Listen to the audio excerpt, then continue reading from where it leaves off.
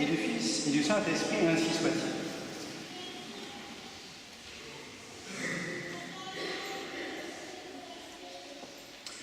Eh bien, chers frères, au risque d'en scandaliser plus d'un, lançons le mot.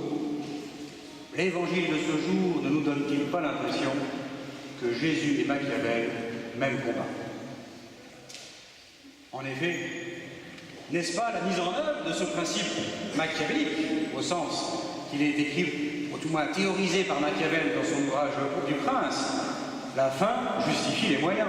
Et n'est-ce pas ce que l'intendant malhonnête met en œuvre dans l'évangile de ce jour? Voyons donc justement toute la dimension morale de cet adage de Machiavel pour voir au final ce que notre Seigneur Jésus-Christ a en vue. Ce n'est évidemment pas de donner raison à ce principe immoral.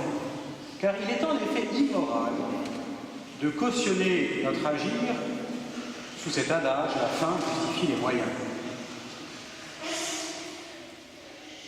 Prenez par exemple un bachelier récemment honoré.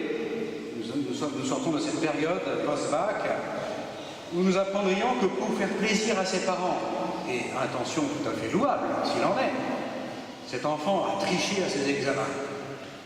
Pour obtenir une fin louable, il met en œuvre un moyen illégitime. Est-ce que cela cautionne le moyen illégitime de le faire pour une fin louable? Assurément pas. Il en va de même pour celui qui, voulant se débarrasser d'un collègue de travail quelque peu encombrant, décide de le diffamer pour une fin, un objectif qui peut s'avérer louable. C'est vrai que c'est un personnage insupportable qui agace tout le monde.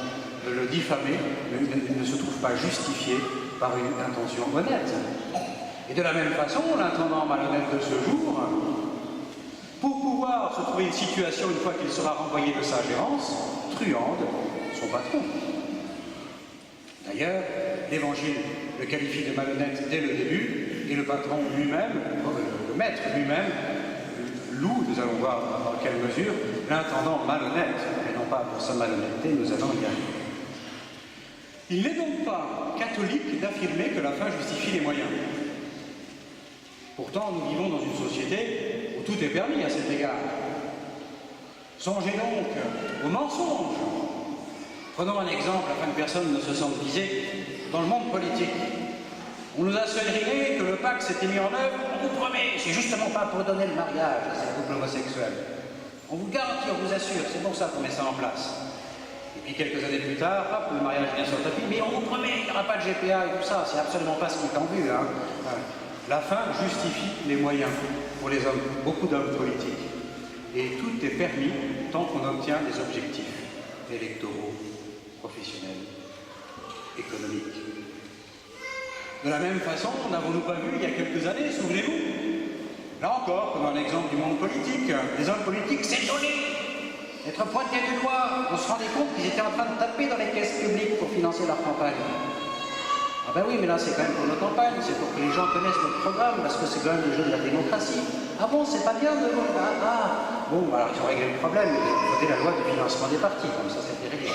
Mais voilà que là encore, la fin justifie les moyens. Et nous vivons dans une société où cela est omniprésent.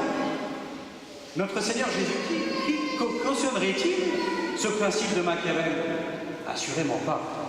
Alors comment le comprendre d'une façon chrétienne?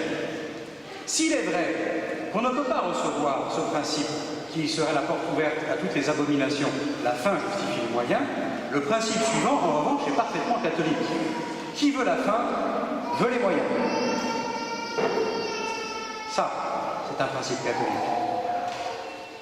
Non pas que tous les moyens soient possibles à mettre en œuvre et se trouvent justifiés du fait que la finalité soit bonne, mais que justement, quand la volonté est fermement ancrée dans le but, on se donne les moyens de l'obtenir, et évidemment pas des moyens illégaux, mais tous les moyens honnêtes. Le jeune bachelier en question qui veut faire plaisir à ses parents, qui veut la fin, veut les moyens, ne va pas trouver dans ces cas-là, s'il est vraiment droit, comme moyen de tricher, et de se dire, ben, je vais me mettre à travailler. S'il veut, je veux vraiment obtenir ce but, je vais m'en donner les moyens. Qui veut la fin, veut les moyens. Et c'est exactement, au final, ce que fait l'intendant.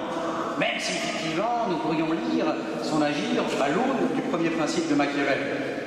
Mais ce n'est justement pas pour sa malhonnêteté qu'il est loué par notre Seigneur Jésus-Christ, mais pour son habileté, pour sa volonté fermement ancrée dans son but.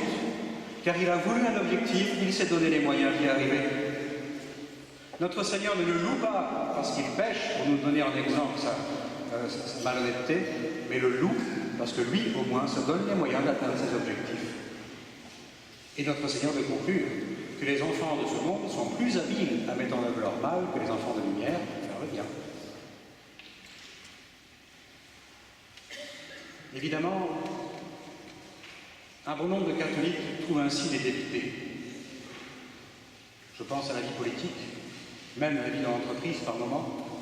Si nous respectons, nous, les règles du jeu et que personne ne le fait, nous allons nous faire damer le cul en permanence. Nous allons nous faire picorer le grain sur le dos en permanence. Prenez un athlète. Ben oui, si c'est le seul à ne pas se doper, il ne gagnera jamais.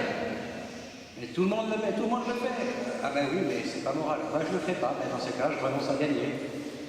Et beaucoup de catholiques se disent, respecter les règles de morale, c'est s'exposer à la défaite. Est-ce si vrai?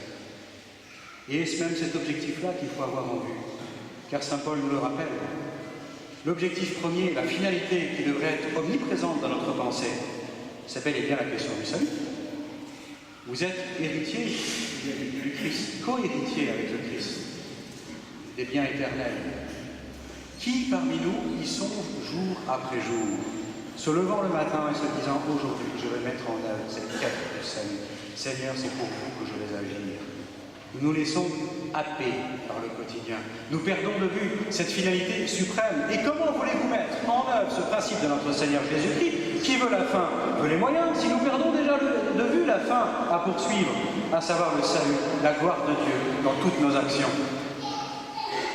La première conséquence à tirer, plutôt que d'essayer de rivaliser d'astuces et de malveillance avec les enfants de ce monde en jouant leur jeu, c'est d'abord de ne pas perdre de vue les règles que le Seigneur nous a fixées à nous, qui sommes habités par le Saint-Esprit et co-héritiers avec le Christ, comme nous le rappelle saint Paul dans l'Épître aux Romains de ce jour. De ne pas perdre de vue la question du salut, tel est déjà le premier impératif du chrétien. Le deuxième impératif qui en découle, qui veut la fin, veut les moyens, c'est une question de volonté. Que nous cessions d'être des velléitaires. Car oui, les enfants de ce monde l'emportent sur nous, non pas parce qu'ils se permettent tout et que nous respectons les règles, mais parce qu'ils ont une volonté beaucoup plus ancrée dans le mal pour accomplir leur mal que nous, une volonté ancrée dans le bien pour accomplir le bien. Nous sommes en permanence séduits, tentés. L'exemple que je prenais tout à l'heure pour jouer leurs règles du jeu en est un bel exemple.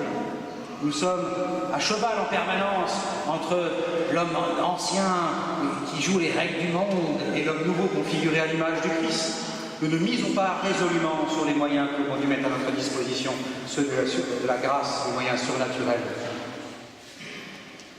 Parce que nous sommes en permanence tentés de vouloir gérer les règles du monde selon à la façon du monde. Voilà, mes bien chers frères, l'heureux rappel que nous lance la liturgie en ce jour. Ne perdez pas de vue que vous êtes d'ores et déjà des citoyens du ciel et que tout votre agir doit être posé en vue d'obtenir cette finalité, Dieu lui-même, la béatitude éternelle, la question du salut. En conséquence de quoi, veuillez mettre jour après jour toute votre volonté en œuvre pour obtenir ce but. Si vous faites cela, les enfants de ce monde arrêteront de prévaloir sur les enfants de lumière, car alors oui, nous aurons beaucoup de saints pour reconstruire notre société. Ainsi soit-il. Au nom du Père et du Fils et du Saint-Esprit, ainsi soit-il.